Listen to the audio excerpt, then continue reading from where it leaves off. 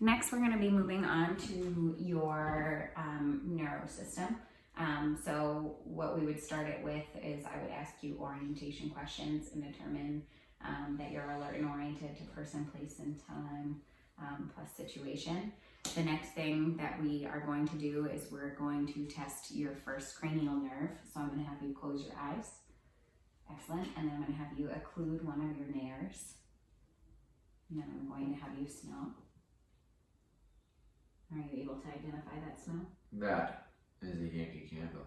You would be correct. And we would do that on both sides. So your first cranial nerve is intact. The next thing, on a previous assessment, we had tested your visual acuity when we did all of those vision tests in week 2. So by doing that, we can determine that your cranial nerve, your second cranial nerve, your third, fourth, and sixth cranial nerves are all intact. So if you recall, when we did the Snellen test, and when I had you follow my finger with the H, when I shined the light in your eyes and we checked it for your pupillary response, and when we had you look at something far away and then up close. So those were all tests that we used that determine that those nerves are intact. In week 2, we did not demonstrate your near vision testing. So what I'm going to have you do is read off this, holding this 15 inches from your face. Can you read that sentence? I have the best fiance.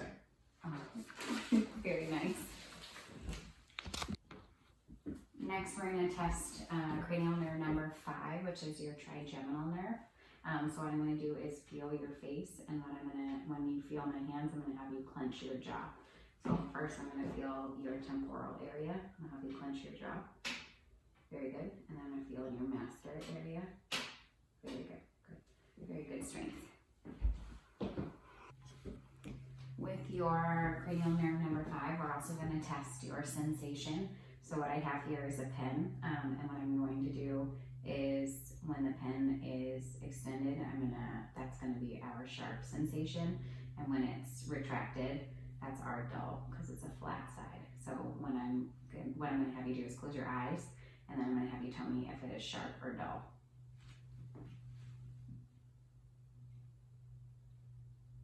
Dull. Sharp. Very good. And here. Dull. Very good. Dull. Correct. That was a test. So your sensation is intact. Okay, so next we're going to check your cranial nerve number 7. So I'm going to be assessing your face for symmetry. So what I'm going to have you do is smile and show your teeth. Very good.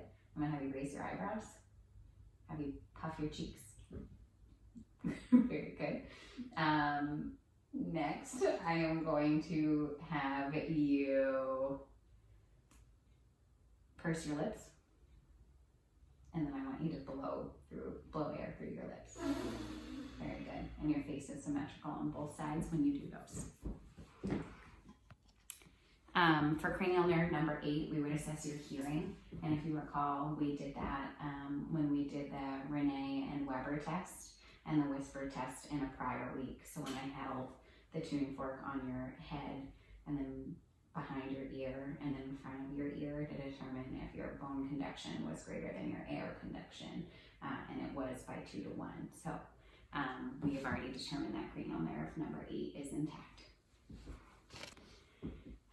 When we were just determining your musculoskeletal system, we tested your range of motion in your shoulders and the movement in your neck, and that determines that your 11th cranial nerve is all intact. But in order to test that again, I would do the same thing where I put my hands on your shoulders and had you press up, and then check your full range of motion in your neck, making sure that you didn't have any tenderness, pain, or sticky parts. So, very good. So cranial nerve number 12 is testing your tongue. So what I'm going to have you do is stick your tongue out, and then put it up to the ceiling, downward. Very good. To the left, and to the right, Good.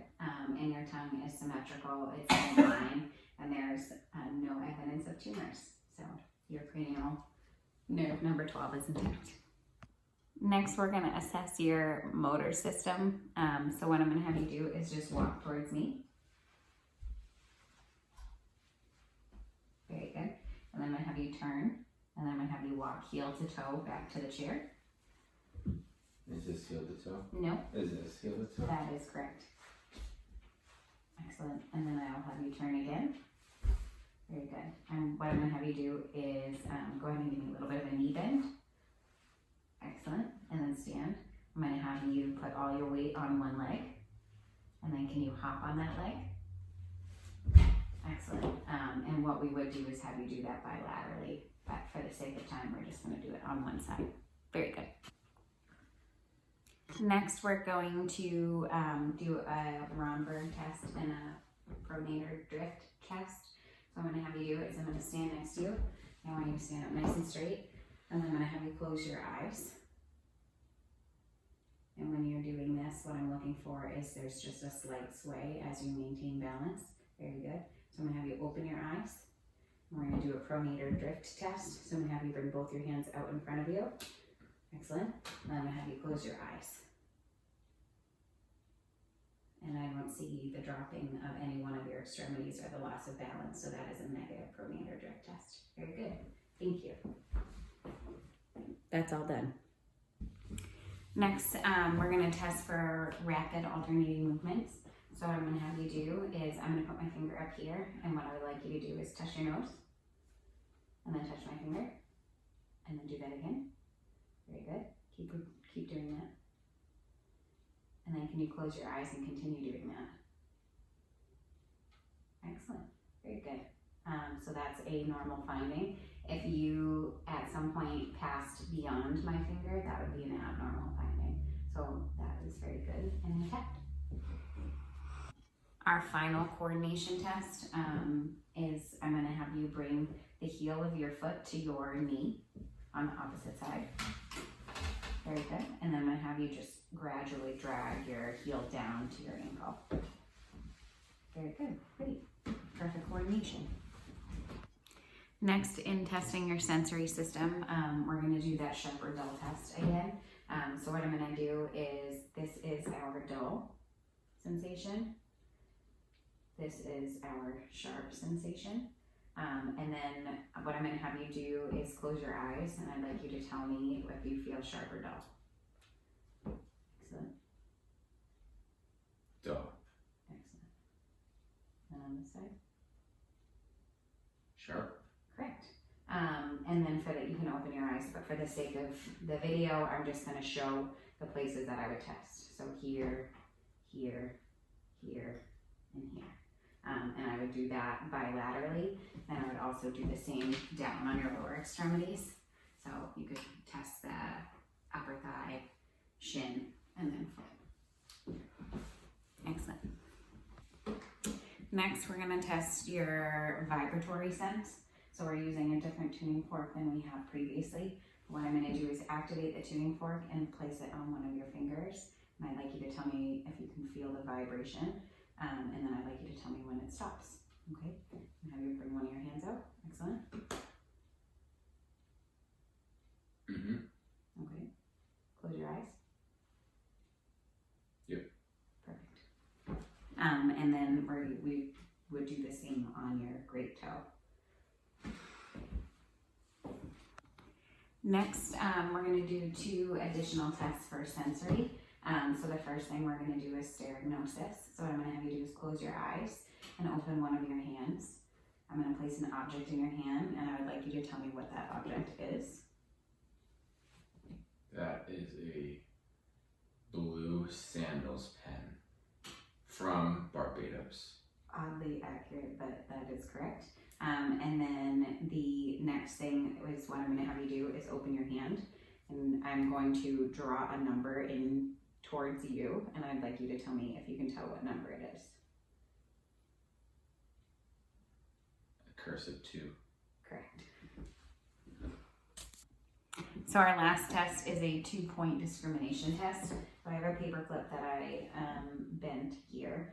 So basically what I'm going to do is I am going to test whether or not you can tell if there's 1 or 2 points. So as it gets wider, I would expect that your discrimination would be better. Okay? So what I'm going to have you do is go ahead and close your eyes. And I'll take your arm and then tell me if you feel 1 or 2 points. 1.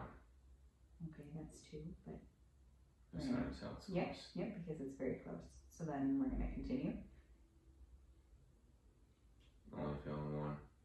Okay. 2. Correct.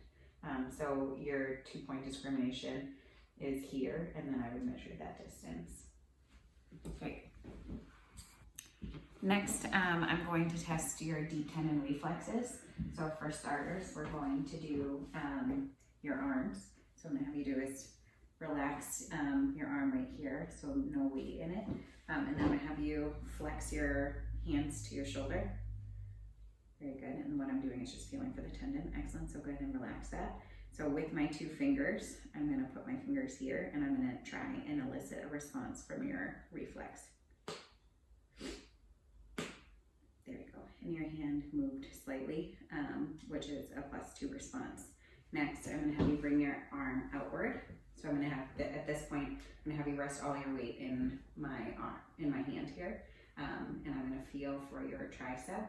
And basically the response that I'm trying to elicit is just like an outward swing of your hand. There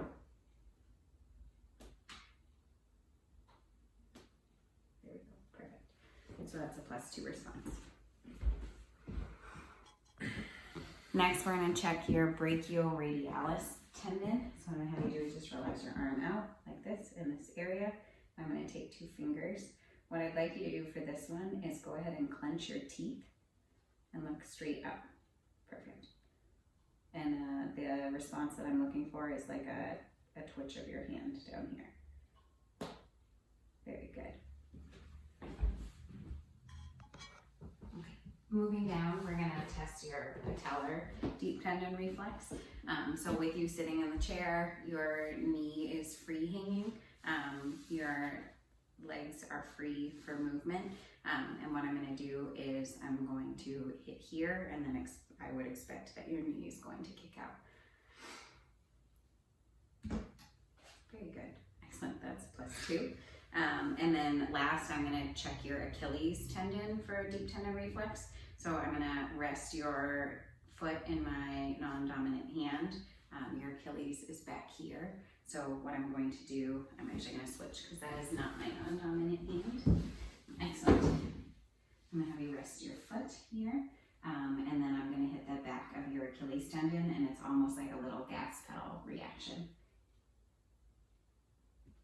Perfect. That was very good. The last thing that we're going to be doing is I'm going to be checking for beats of clonus. So I'm going to have you give me your leg and just keep your ankle nice and free and relaxed. And what I'm going to kind of do is like flex and point your toes. And what I'm feeling for is like a little bit of resistance, or like like we call them beats. And I don't appreciate any beats of coolness here, which is good. So all of your deep tendon reflexes were +2 in strength, and perfect. And if I were doing a full assessment, I would do it on both sides. Very good. Thank you.